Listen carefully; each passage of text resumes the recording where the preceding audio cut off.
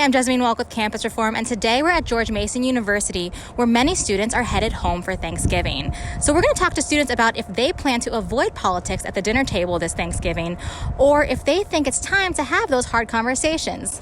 Let's go find out. Are you excited to see your family? I'm really excited. I love my family. I have a great relationship with them. I'm excited. At least for our family, we're just like eating the whole time. We're just gonna chill, eat food, and just spend time together as family. Would you say you have the same political philosophy as your family?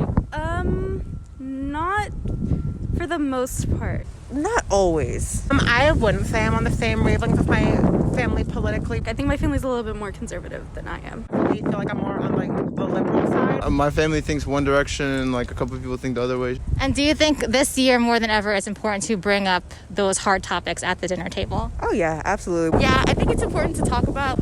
Most definitely, especially with everything going on. Yeah, of course. I think it's important. See what your family thinks, see the different views. Some people might not feel safe talking about that with their family, but I think it's a conversation that definitely needs to be had. No, it's not something that we should just kind of push away because it's uncomfortable. But also, I know that it can be super stressful right now, especially. It definitely needs to be talked about, and we need to be educated on our politics and what our friends are thinking, but I don't think it needs to ruin my Thanksgiving. So what issues do you think are important to talk about at the dinner table specifically? Definitely Trump's policies on LGBTQ rights. If you're voting for somebody who's actively against my rights as a person, then where does that go hand in hand? Both of our families are immigrants, so like we care a lot about immigrant issues as well. Trump saying that it was a rigged election.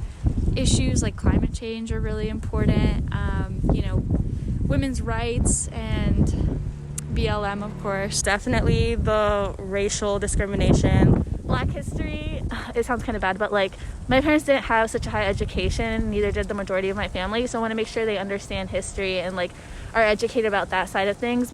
The Black Lives Matter movement, probably white supremacy, things like that should definitely be talked about. I don't think that everyone will be receptive, of course, but I hope some people are, for sure.